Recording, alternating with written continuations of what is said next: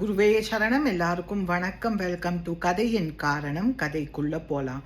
ஒரு நாளைக்கு ஒரு ராஜா அவரோட மந்திரி கிட்ட சொன்னா, ரொம்ப நாள் ஆச்சு நான் ஊருக்குள்ள போய் பீப்புள் நான் போட்ட ரூல்ஸ் பத்தி என்ன நினைக்கிறான்னு எனக்கு தெரியணும்னு. நெக்ஸ்ட் டே ராஜாவும் மந்திரியும் மாறு வேஷத்துல ஊருக்குள்ள போனா. கொஞ்சம் தூரம் போனோன்னு ராஜாக்கு டயர்ட் ஆயிடுத்துன்னு ஒரு ட்ரீ கடியில ரெஸ்ட் பண்ணினா. அந்த சமயம் ஒரு வயசானவர் அந்த வழியா போனா. மந்திரி உடனே அந்த வயசானவர் கிட்ட சொன்னா, ரொம்ப வெயிலா இருக்கு, கொஞ்ச நேரம் நீங்களும் ரெஸ்ட் பண்ணுங்கோலேன்னு. அப்போ அந்த ஓல்ட் மேன் சொன்னா, நானும் அதே தான்ப்பா நினைச்சேன் அப்படின்னு அவரும் ரெஸ்ட் பண்ணினா.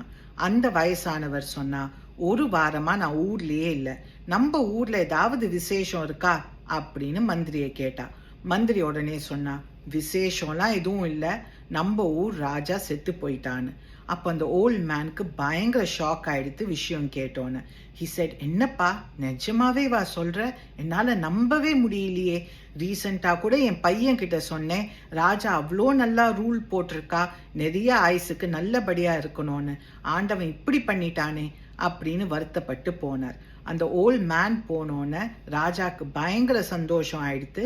கமெண்ட்ஸ்லாம் கேட்டுட்டு ராஜா உடனே மந்திரி கிட்ட சொன்னா, எனக்கு ரொம்ப தாகமா இருக்கு, எங்கேயாவது தண்ணி கிடைச்சா எனக்கு கொண்டு வான்னு. கரெக்டா அந்த சமயம் ஒரு பொண்ணு சோடா சர்பத் மோர்லாம் வித்துண்டு போனா. மந்திரி 2 மோர் வாங்கினா. அந்த பொண்ணு கிட்ட கேட்டா, என்னம்மா நீ ராஜாவை பார்க்க போலையான்னு.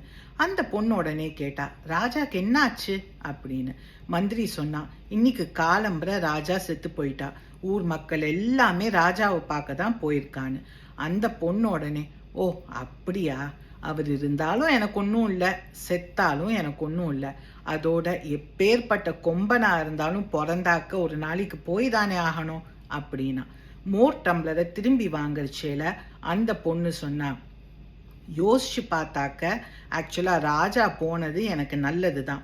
இப்போ நான் ஊருக்குள்ளே போனாக்க நிறையா சோடா சர்பத்லாம் விற்கலாம், நிறையா காசு பார்ப்பேன் அப்படின்னு சொல்லிட்டு அந்த பொண்ணு போயிட்டா. அந்த பொண்ணு போனோன்னு ராஜா பயங்கர அப்செட் ஆயிட்டா. இதை பார்த்தோன்னே மந்திரி சொன்னா, ஏன் ராஜா இவ்வளோ அப்செட்டாக இருக்கேள், அந்த பொண்ணு செல்ஃபிஷ், ஆனால் அவளோட ஃபேமிலி பேக்ரவுண்ட் என்னன்னு நம்மளுக்கு தெரியாது, அவளையும் நம்ம ப்ளேம் பண்ண முடியாது. எவ்வளோ வாட்டி நீங்கள் சொல்லியிருக்கேள், உங்களோட கைட் உங்கள் மனசாட்சி என்ன சொல்கிறதோ அது பிரகாரம் தான் நீங்கள் பண்ணுவேல்னு. இப்போ வரைக்கும் நீங்கள் மக்களுக்கு நல்லது தான் பண்ணியிருக்கேன். அப்போது யார் உங்களை பற்றி ரொம்ப பெருமையாக நினச்சா என்ன, இல்லை உங்களை பிடிக்கலன்னா உங்களுக்கு என்ன அப்படின்னு அவர் கேட்டார்.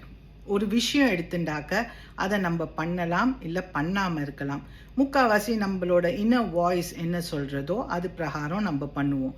நம்மளோட ஃபேத் காட் நம்ம குரு கிட்ட ஜாஸ்தியாக ஆர்ச்சேல ஒரு சர்டன் டைம்க்கு அப்புறம் they will make us realise நமக்குள்ளே கேட்குற அந்த வாய்ஸ் அவளோட வாய்ஸ்னு.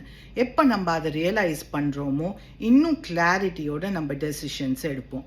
நீங்கள் வேறு ஏதாவது இந்த ஸ்டோரியிலேருந்து லேர்ன் பண்ணாக்க கமெண்ட் பண்ணுங்கள். Let's share our thoughts. Have a good day. குருவே சரணம்.